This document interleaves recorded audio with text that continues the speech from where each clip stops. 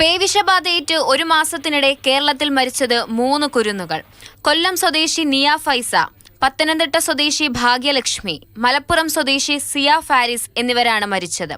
Vaccine എടുത്ത ശേഷവും രോഗം ബാധിച്ച് ഒരു മാസത്തിനിടെ 2 പെൺകുട്ടികൾ മരിച്ചതിന് പിന്നാലെയാണ് നിയയുടെയും മരണം. കഴിഞ്ഞ മാസം 8-ാം തീയതിയാണ് കുട്ടിക്ക് തെരുവുനായയുടെ കടിയേറ്റത്. കടിയേറ്റ ഉടൻ തന്നെ കൊല്ലം വിളക്കുടി താലൂക്ക് ആശുപത്രിയിൽ എത്തിച്ച് പ്രതിരോധ വാക്സിൻ എടുത്തിരുന്നു. വൈകുന്നേരത്തോടെ പേവിഷബാധ പ്രതിരോധ സെറവും കുട്ടിക്ക് നൽകി. 11-ാം തീയതി 2-ാം ഡോസും 15-ാം തീയതി 3-ാം ഡോസും എടുത്ത് അവസാന ഡോസിനായി കാത്തിരിക്കുമ്പോഴാണ് മരണം. ആദ്യം പുനലൂർ താലൂക്ക് ആശുപത്രിയിലാണ് കുട്ടിയെ പ്രവേശിപ്പിച്ചത്. പിന്നാലെ ആരോഗ്യനില വഷളായതിനെ തുടർന്ന് തിരുവനന്തപുരം SIT ആശുപത്രിയിലേക്ക് മാറ്റുകയായിരുന്നു. വാക്സിൻ ഫലപ്രദം തന്നെയാണ്.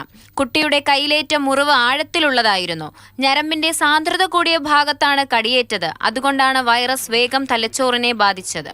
ഈ കുട്ടിയുടെ കാര്യത്തിൽ തന്നെ അമ്മ പറഞ്ഞത് ഡീപ്പായിട്ടുള്ള ഒരു മുറിവായിരുന്നു എന്നാണ്. അപ്പോൾ ഇവിടെയൊക്കെ നല്ല ഞരമ്പിന്റെ സാന്ദ്രത കൂടിയ സ്ഥലങ്ങളാണ്.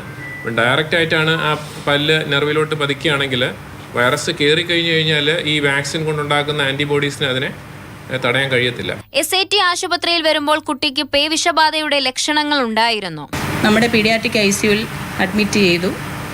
നമുക്ക് സാധ്യമായ എല്ലാ ചികിത്സകളും നമ്മൾ കുഞ്ഞിന് നൽകിയിരുന്നു. നമുക്ക് ചെയ്യാൻ പറ്റുന്ന എല്ലാ വിധത്തിലുള്ള ചികിത്സയും കുഞ്ഞിന് നമുക്ക് നൽകാൻ കഴിഞ്ഞിട്ടുണ്ട്. കേന്ദ്രത്തെ പഴിചാരിയും ചട്ടങ്ങൾ അപ്രായോഗികമാണെന്നും മന്ത്രി MP രാജേഷ് പറഞ്ഞു. ഈ ചട്ടങ്ങൾ അപ്രായോഗികമാണ്, അതിൽ ഭേദഗതി വരുത്തണം എന്നത് അതിനിതുവരെ തയ്യാറായിട്ടില്ലെന്ന് മാത്രമല്ല കൂടുതൽ കർക്കശമാക്കുകയാണ് ചെയ്തത്. വാക്സിന്റെ ഗുണനിലവാരം സംബന്ധിച്ച വിഷയത്തിൽ ആരോഗ്യവകുപ്പിന്റെ പരിശോധന നടക്കുന്നുണ്ട്. മാതൃഭൂമി ന്യൂസ്, തിരുവനന്തപുരം.